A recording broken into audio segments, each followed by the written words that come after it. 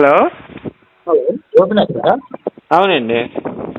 Sir నేను photographer మాట్లాడుతున్నా. ఏ photographer అండి? నేను ప్రొఫెషనల్ ఫోటోగ్రాఫర్ని సార్. చెప్పండి సార్, చెప్పండి. నా Rajapur NTPC medical centre Telangana Peddapalli district. Okay. Sir నేను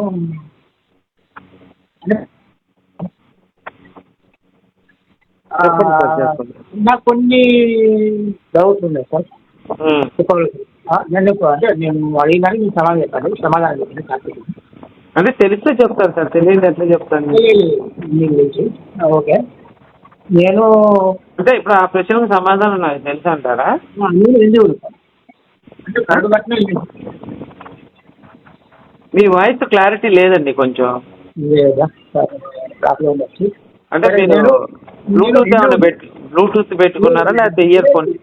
కొన్ని మీతోటి మీ నుండి సమాధానాలు తీసుకోవాలని చెప్పని అనుకుంటున్నా. నేను అడిగిన ప్రశ్నలకు మీరు సమాధానాలు చెప్పండి.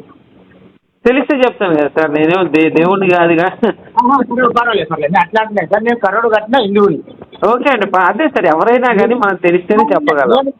నేను ముస్లిం గాను, క్రిస్టియన్ గాను. అయ్యో, ఎవరికైనా ఇదే సమాధానం సార్, నాది భలేవాళ్ళే.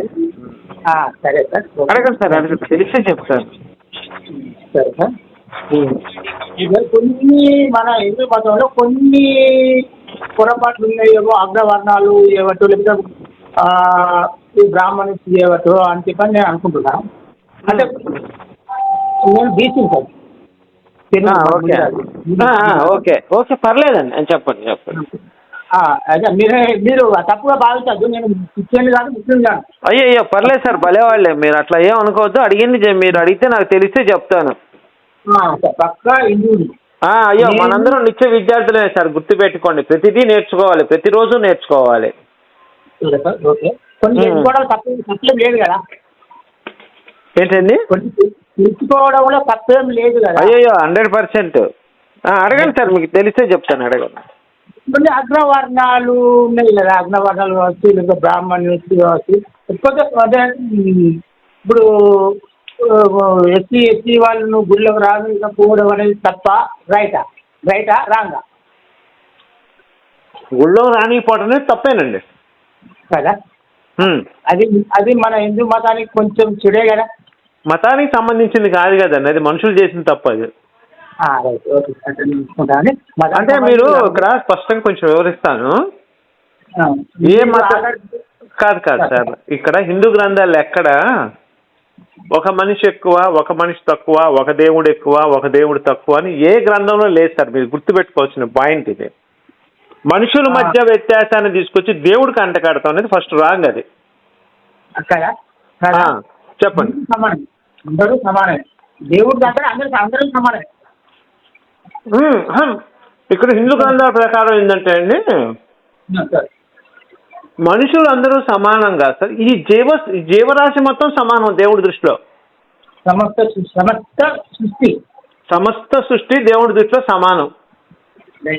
మీరు మాట్లాడుతుంది కేవలం బైబిల్ గురించి, ఖురాన్ గురించి అయితే సమస్త మనుషులు సమానం దేవుడి దృష్టిలో. కానీ నేను బైబిల్ గురించి లేదండి, అంటే మీరు తెలుసుకోవాలి అనే ఉద్దేశంలో చెప్తున్నాను కాదండి. బైబిల్ గురించి, ఖురాన్ గురించి మాట్లాడే ప్రసక్తి లేదులే కానీ అంటే మీకు పూర్తి డీటెయిల్స్ చెప్తున్నాను, లోతుగా అధ్యయనం చేయడానికి మీకు అవకాశం ఉంటే చెప్పండి. మీరు చాలా గొప్పగా మాట్లాడతారు, నేను మీ వీడియో చూశాను. కొంతవరకు మన హిందూ మతంలో కొన్ని పొరపాటు జరుగుతున్నాయేమో. మనుషులు చేస్తున్నారు కానీ గ్రంథాల్లో కానీ ఎక్కడ తప్పులైతే లేవండి. గ్రంథాల్లో కానీ హిందువుల యొక్క పుస్తకాల్లో కానీ దేవుడు మనకు నేర్పించిన దాంట్లో తప్పు లేదండి. ఈ అంటరానితనం అనేది బ్రిటిష్ వాళ్ళ కాలంలో వచ్చింది, కానీ అంతకుముందు అయితే లేదు. వాళ్ళు ఒక పావుగా వాడుకున్నారు. అంతేనండి, మతాలను పావుగా వాడుకున్నారు బ్రిటిష్ వాళ్ళు. ఈ మతం ఇది, ఈ మతం ఇది, ఈ మతం. సార్ మీకు ఒక చిన్న వివరణ చెప్తాను. మీ వయసు ఎంత అండి? నా వయసు 55 ఎంతండి? 55 ఇయర్స్. 55 ఇయర్స్. మీరు కొంచెం చదువుకున్నారు కదండి, ఏదో డిగ్రీనో ఏదో చదువుకొని ఉంటారుగా. ఇప్పుడు అంటరానితనం అనేది పూర్వకాలం నుంచి లేదండి. ఈ మాట నేను ఎందుకు చెప్తున్నానంటే జాగ్రత్త గుర్తుపెట్టుకోండి. మనల్ని భారతదేశాన్ని చాలా మంది రాజులు పరిపాలించారు. ముస్లిమ్స్ పరిపాలించారు, క్రిస్టియన్ రాజులు పరిపాలించారు, హిందూ రాజులు పరిపాలించారు. అంటే మీరు ఓరుగల్లు చరిత్ర లేకపోతే ఝాన్సీ లక్ష్మీబాయి, ఈ తురకల బాబర్, అక్బర్ వీళ్ళు పరిపాలించారు కదా. వీళ్ళందరూ ఏం చేశారంటే చెరువులు తవ్విచ్చారండి, బావులు చెరువులు తవ్విచ్చారు. మీకు తెలుసు కదా, అప్పట్లో బోరింగ్ పంపులు లేవు, ఓన్లీ చెరువులో నీళ్లు పట్టుకోవాలి అందరూ కదా. నిజంగా కనుక దళితుల్ని చిన్న చూపు చూశారు అంటే అక్కడ రాజు శాసనం వేయిస్తాడు, అయ్యా ఈ నీళ్లు ఈ దళితులు తాగండి, ఈ నీళ్లు అగ్రవర్ణాలు తాగండి అని చెప్పి అప్పట్లో రాజులు శాసనాలు చేసేవాళ్ళు. అలాంటి శాసనం భారతదేశంలో ఒక్కటి కూడా దొరకలేదండి. బ్రిటిష్ వాడు రాకముందు అలాంటి శాసనాలు భారతదేశంలో ఎక్కడ దొరకలే. కేవలం బ్రిటిష్ తర్వాతే ఈ అగ్రవర్ణాలు కానీ లేకపోతే వీళ్ళ మధ్య విభేదాలు కానీ ఎప్పుడు వచ్చినంటే బ్రిటిష్ టైంలోనే వచ్చినాయి. మరి అంతకు ముందే ఉన్నట్లయితే శాసనాల్లో ఒక్క శాసనం అన్నా దొరికేదిగా. అయ్యా వీళ్ళు దళితులు, వీళ్ళు ఈ నీళ్లు తాగాలి, వీళ్ళు అగ్రవర్ణాలు, వీళ్ళు ఈ నీళ్లు తాగాలి, లేకపోతే ఈ పంపులు ఈ బావిలో వీళ్ళే పట్టుకోవాలి అని రాజులు అప్పుడు శాసనాలు వేయించేవాళ్ళుగా. అవి అన్నీ రైట్. ఇవన్నీ మనం అంటే వీళ్ళు చేసినటువంటి తప్పులే కదా అసలు. మన గ్రంథాలలో కానీ మన హిందూ గ్రంథాలలో కానీ ఎక్కడ ఏ దేవుడు అగ్రవర్ణాలని ఈ మైనార్టీలు ఇవేమి ఏం లేవు కదా సార్. దేవుడు మనుషుల్ని జ్ఞానపరంగా విభజించాడండి. అంతే. బ్రాహ్మలు క్షత్రియులు, వినండి సార్, బ్రాహ్మలు క్షత్రియులు వైశ్యులు శూద్రులు అంటే బ్రాహ్మడు అంటే జ్ఞానం కలిగిన వాడు. అంతే, ఎవడైనా ఉండొచ్చు, కుంటివాడు ఉండొచ్చు, లేకపోతే కాలు దెబ్బ తగిలినోడు, చెవు దెబ్బ తగిలినోడు, ఎవడైనా జ్ఞానం ఉన్నోడు ఉండొచ్చు. నెక్స్ట్ క్షత్రియులు అంటే బలంగా ఉన్నవాడు. అంటే వీడు బ్రాహ్మణ్ అంటే ఏకాసంతాగ్రహి కలిగిన వాళ్ళందరూ కూడా ఒక వర్గంలోకి వస్తారు. దేవుడు చెప్పింది అది. క్షత్రియులు అంటే బలంగా ఉన్నవాళ్ళు, వైశ్యులు అంటే వ్యాపారం చేయగలిగిన వాళ్ళు, శూద్రులు అంటే ఇక అన్ని పనులు చేస్తారు, పొలం పని చేస్తారు, వాళ్ళు శిల్పాలు చెక్కుతారు, శిల్పకళ ఉంటుంది చూసారా, అది జలస్తంభన విద్య 64 కళ్ళు కూడా వాళ్ళు ప్రావీణ్యం పొంది ఉంటారు శూద్రులు.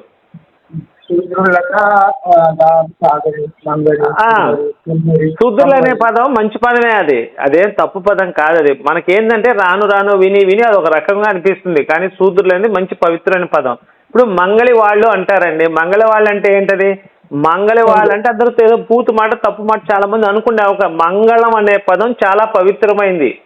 మంగళ వాయిద్యాలు వాయించే వాళ్ళు ఎవరు? ఎంతో ఉన్నతమైన పదం అది. మంగళప్రదమైంది. గొప్ప మంగళ వాయిద్యాలు మన ఇంట్లో వాయిస్తున్నాడంటే ఎంత సంతోషంగా ఉంటుంది మనకి. ఇప్పుడు మంగళ వాళ్ళంటే ఎక్కడ తక్కువగా చూసిన కొన్ని సందర్భాలు ఉన్నారండి. నేను అది తప్పని చెప్తున్నా. వాళ్ళని మనం గౌరవించాలి. కుమ్మరుడు కుండలు చేస్తాడు, దాహం తీరుస్తాడు, వీళ్ళందరూ శూద్రుల కింద వచ్చినా కానీ వీళ్ళని ఎంతో ఉన్నతంగా చిత్రీకరించింది హిందూ ధర్మం. ఈ బ్రిటిష్ వాళ్ళ కాలంలో తీసుకొచ్చి వీళ్ళందరినీ అరే మీరు తక్కువ మీరు తక్కువ మీరు తక్కువ అని చెప్పి వాళ్ళు ఏం చేశారంటే విభజించు పాలించు అనే సూత్రాన్ని బాగా బలంగా ప్రయోగించారు మన భారతీయుల మీద. మన భారతదేశం ఏంటంటే ఇంకో దరిద్రం ఏంటంటే మనకి విభేదాలు ఎక్కువ. ఈ రాజు అంటే వాడికి పడదు, ఆ రాజు అంటే వీడికి పడదు, ఈ రాజు అంటే వాడికి పడదు. ఇలా రాజుల మధ్య కొట్లాటలు తీసుకొచ్చి వాళ్ళు దాన్ని వాళ్ళకి అనుకూలంగా మార్చుకొని మన భారతదేశం మొత్తం ఆక్యుపై చేసుకున్నారు. ఇప్పటికి కూడా అదే జనాభా ఉన్నారు భారతదేశంలో. కమ్యూనిస్టులు నికృష్టులు ఉన్నారండి. కమ్యూనిస్టులు నికృష్టులు, ఈ ప్రభుత్వాలు, ఈ కొన్ని ఈ లేకపోతే నాస్తికులు, వీళ్ళందరూ కూడా ఇప్పటికి కూడా హిందూ ధర్మం వేషంగా కక్కుతుంటారు. ఇప్పుడు మీకు నేను చెప్పిన దాంట్లో ఏమైనా డౌట్ ఉందండి? క్లారిటీ ఉందా? డౌట్ ఉంది. అయితే కమ్యూనిస్టులు అనేవారు అందరినీ సమానంగా చూసేవారు అని ఒక వాళ్ళ అభిప్రాయం, అంతేనా? నేను చెప్పే విన్నాను సార్, ఇప్పుడు మీరు ఇట్లాంటి విన్నా, ఓకేనా? రైట్. కమ్యూనిస్టు అనేటోడు మరి అది ఒక్క హిందూ మతాన్ని ఎందుకు వ్యతిరేకించాలి? క్రిస్టియన్ లో కూడా చూపించాలిగా, ఖురాన్ లో కానీ ముస్లింలో కూడా అనాలి. అలాగ అంత దమ్ము కదా సార్? నికృష్టులు వాళ్ళు. కమ్యూనిస్టులు అంటే ఏనండి సార్, కమ్యూనిస్టులు అంటే నికృష్టులు వాళ్ళు నా దృష్టిలో. నికృష్టులు వాళ్ళు. అందుకే ఇప్పటిదాకా ఒక్కసారి కూడా ఒక మన భారతదేశ ప్రధానమంత్రి కమ్యూనిస్టు కాలేకపోయారు. వాళ్ళకంటే వెనక పెట్టిన రాజకీయ పార్టీలకు ప్రధానమంత్రులు అయిపోయారు చాలా మంది. మన దురదృష్టం ఏంటి సార్ అంటే అట్లా ఉంది సార్. అదే హిందీ రాజు ఒక క్రిస్టియన్ ముఖ్యమంత్రి